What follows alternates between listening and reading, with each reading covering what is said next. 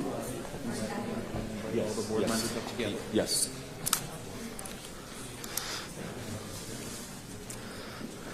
Good afternoon, Fort Worth ISD. My name is Dr. Louis Kushner, your Fort Worth ISD Chief of Staff. On behalf of Dr. Peter Licata, our superintendent, and our school board, we are so excited to present to you today our first day of school, Monday, August 10th, and highlight some of the amazing accomplishments of our day. At this time, I would like to introduce our superintendent, Dr. Peter Licata, and members of our school board to the podium.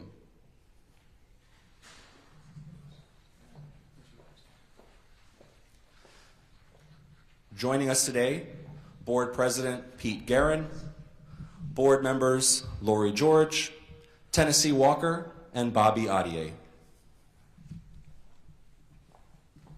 Well, good afternoon, everyone. Thank you for being here. It seems like I've seen some of your faces early this morning. Today was just an absolute wonderful day here in Fort Worth ISD. I want to give you a bunch of numbers because I think it'll answer many of your questions and a lot of updates on things. As you know, I left the bus compound around 6 a.m. this morning. Every route had a bus and a driver. This morning, every classroom had a teacher. What I saw today was exactly what is supposed to happen every day. We saw students arrive.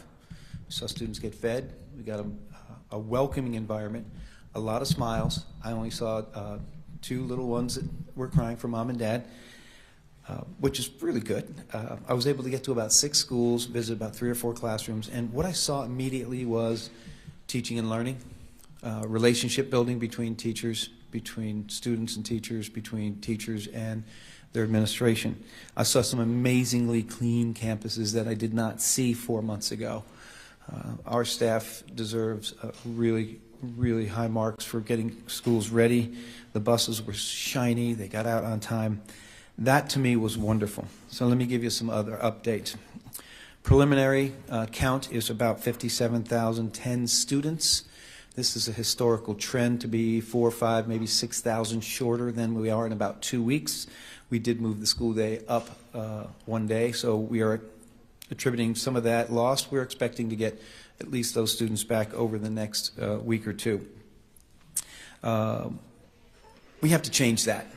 Historically, students don't show up the first day or the first week. That is a culture that has to change because every school day matters for our students. There's no question about it. Remember, our students eat free lunch and breakfast every day. That is not an excuse. And I did spend some time with some of the cafeteria staff, and they were saying, oh, they didn't eat this morning. A lot of kids didn't eat this morning, but they will get to it. They said also it's a trend. Students don't eat the first days, and then all of a sudden it's like, okay, I'm going to eat here. We did notice a lot of parents dropping children off on time, making sure they were dressed and ready to go.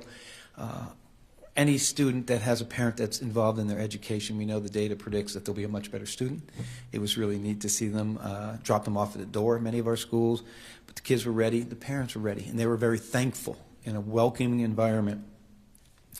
I was able to see many classrooms today, a lot of really good teaching going on, but I saw some welcoming environments with some inviting and motivating posters, plants. Yeah, there was some coffee on the desk for the teachers as well, but I did see a lot of really good interaction that we saw, a lot of good modeling. I saw a lot of administrators stepping in, a lot of coaching going on.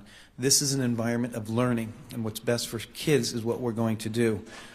Very happy. We monitor our DOLs, demonstration of learning, electronically every single day. And today we saw about 6,000 or 7,000 DOLs registered electronically with a really good achievement rating. And we are going to monitor that every day. We're not going to wait for a test in 3 months and then another test. These are small assessments within the classroom.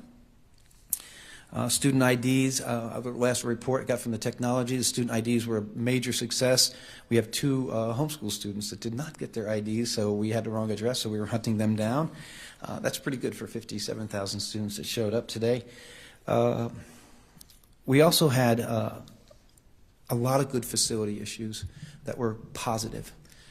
The teams worked all weekend long. Out of this building, our maintenance, our regional chiefs, our executive directors, everyone was on campuses this week making sure that we were able to have ACs ready. We had few instances where AC did not work, but we were able to move students to a different place. Remember, we have 116, 118 campuses and hundreds of rooms, so we were able to really avoid that. We saw some great clean campuses, welcoming. We saw a new name change on one of the buildings. This is huge. This is really what we're here for. But one of the best first days I can remember, and I really want to stay on that point for the most part.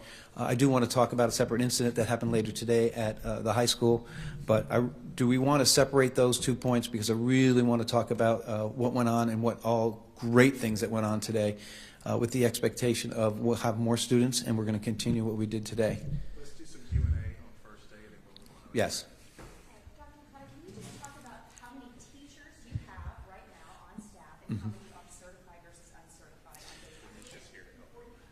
I'm sorry? Number of staff, a little over 4,500. Teaching. Have the number of uncertified. Yeah. We have, as you heard those numbers, a little over 4,500. The uncertified teachers were hovering, were about July 28th, was somewhere around 308. We'll reconcile that number. Remember, a lot of those teachers are teachers in career and tech ed, where they're teaching welding and they're teaching plumbing and electric. And yes, there are other uncertified teachers, but we are bound by law. 60% of the districts participate in that, and there's about 41,000 teachers in the state that are uncertified. So this is just not a local Fort Worth problem. We want every teacher certified, and we'll get there. And we know that some of our best teachers got back into teaching because they felt that was their calling. Something we'll address, something we'll keep posted, something we'll be absolutely transparent on.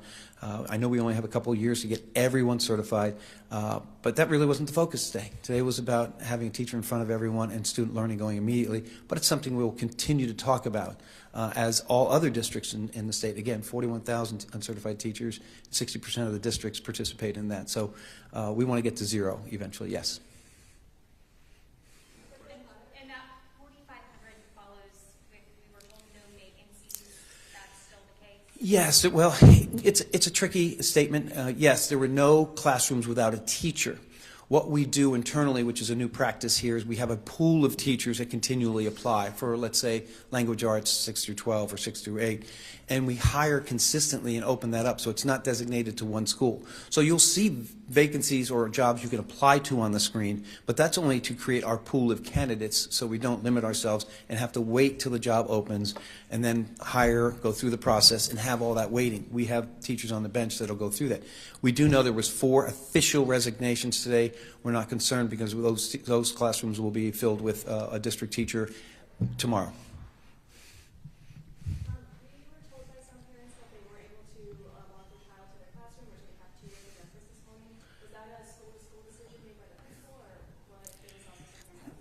It's my experience to make sure that we keep the culture of the school intact and let the principal work through the community. I don't want to micromanage that because every campus is different, every community is different.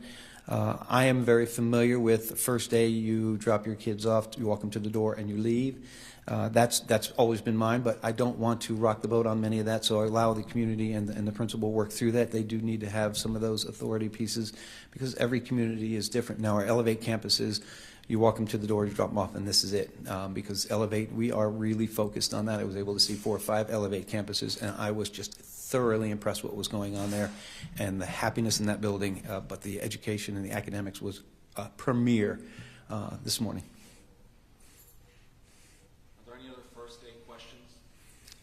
So do you want to go into your OUISD? Yes, I have to, obviously this is something that, unfortunately it's a trend around the country and it's something I'm very experienced in. We did have a social media posting that a community member brought to our attention. Thank you for seeing something and saying something. That is the best safety aspect of any district, any public facility, and we took it serious. As of right now, there was no weapons found on campus or in any property adjacent to. I was actually there. I drove over there immediately, and our team, to assist in anything. The school went in lockdown. The principal felt we needed to go into a significant lockdown. You can't play around in this. You can't play around in this environment. Right now, they're almost finished dismissing. I had asked the entire staff, Fort Worth PD, I was on the phone with Chief Garcia right away. He has sent several units over there, and they're helping with the dismissal.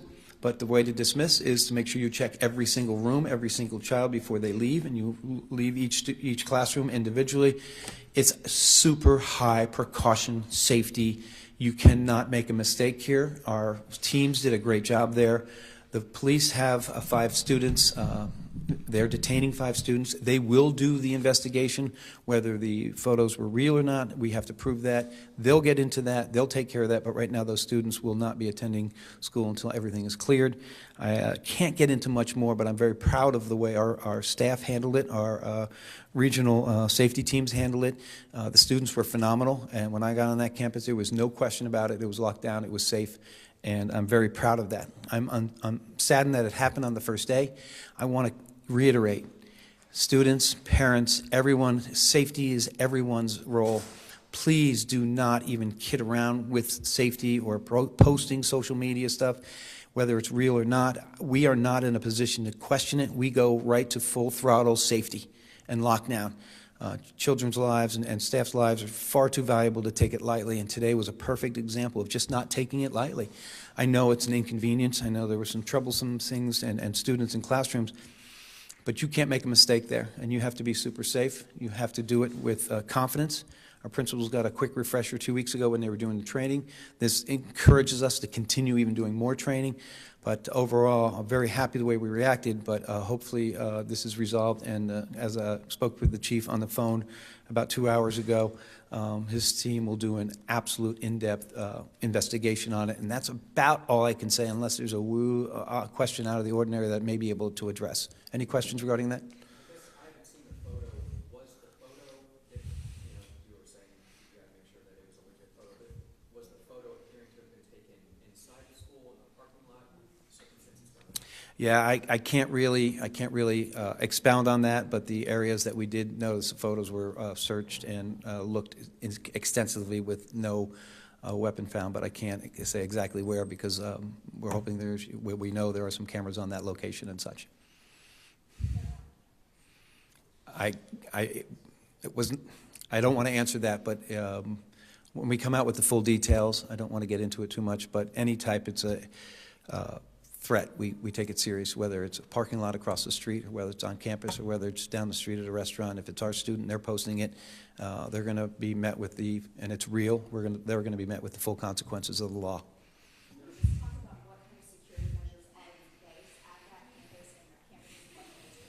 Yeah, all campuses have that ability, and safety is everyone's responsibility, and school lockdowns is everyone's responsibility as well. The first question we always ask, who's responsible for making sure that school safety? It's everybody's.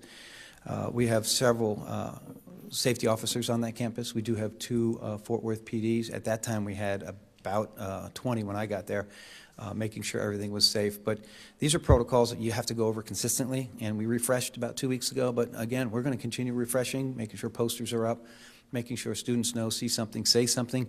But if there's any question of a weapon of any sorts or activity that may happen in that way, whether it's a bank robbery down the street or such, we go into full-scale lockdown. We're not going to play around with it. The worst can happen is we lock down children for an hour and everything was safe. I mean, that's our view. That's the way we want to do it. That's the scenario we want every time. So we encourage students to, if they see something, say something, as well as the community. We have agencies that monitor it consistently. I won't get into that too much because there's a lot of security pieces to that. But agencies are constantly monitoring, national and local agencies monitoring all social media involving schools and statements and certain words and phrases that we rely on heavily. And I was with Chief Garcia about 3 weeks ago, and we talked about that. We spent about 2 hours together, and we went over all that. His team was here 2 weeks ago as well and met with our team, and we got under protocols and safety protocols. Safety doesn't end once you do something one day and you think you're safe. If safety is consistent, we have to continually be update and ahead. There'll be more talk about that and how we're going to do that in the future of our campuses as we're working on additional safety measures along the way that wasn't prompted by this, was just prompted by the world we live in. There are metal detectors on that campus.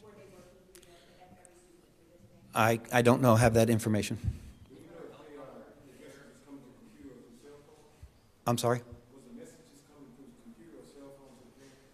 The parents alerted us to the social media post on the cell phone, yes. We had our helicopter in the air, Mhm. and someone in my newsroom was telling me that they may have seen federal investigators on scene as well. I can't confirm that, no. No, there was only, as far as I know, only local PD, and I met and talked with all of them as well, but no federal, no. And that's why we tried to put out a statement as quickly as possible on these things. First of all, we need to inform the public everyone is safe, but you don't want to mess around with the facts. You want to make sure you put out everything you can.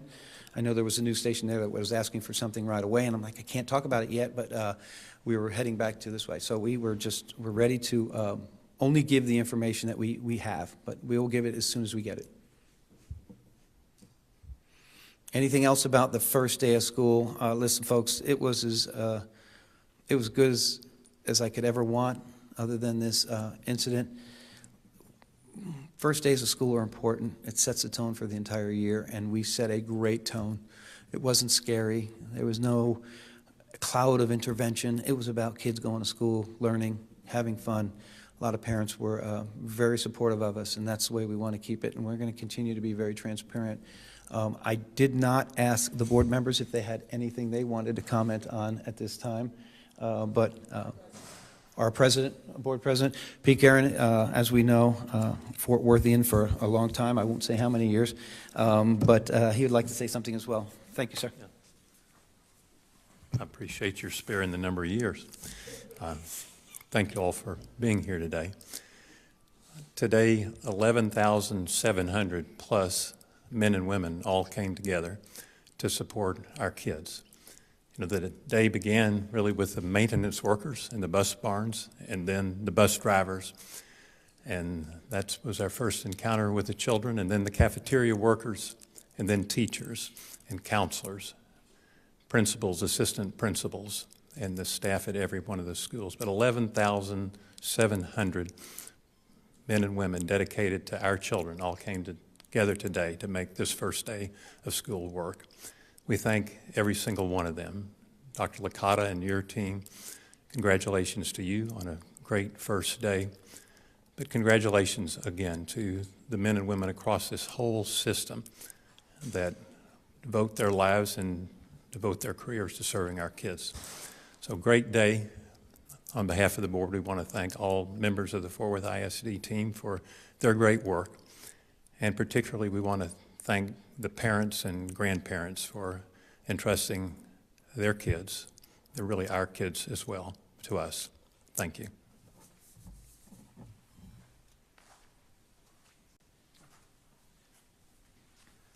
Thank you all for being here. It's important that you promote what goes on really good in this district, and today was a really, really, really good day, and I would tell you it's probably the best start and opening of preparedness between buses and food and stuff. And riding that bus this morning, one last note, riding that bus this morning, I saw 4-year-old, 5-year-old, her older brother, maybe 7-year-old, sit on the bus together, and they're sitting there quietly, and then a couple come on, and we know how important that finding that right bus seat is for those children that age. I mean, we still do it as adults. And for the first maybe a minute or two, there was about 20 kids on the bus, not a word spoken, and then we made another stop. And within 2 minutes, all of a sudden, they're best friends. They just started talking to each other, smile, and talking about where they're going and what they're excited for. And it just revived the idea of why we have to be perfect on that first day. So thank you all, staff members, and thank you guys for being here, because we're going to give you everything we have, and that's the way we're going to operate. So I appreciate you. Thank you very much.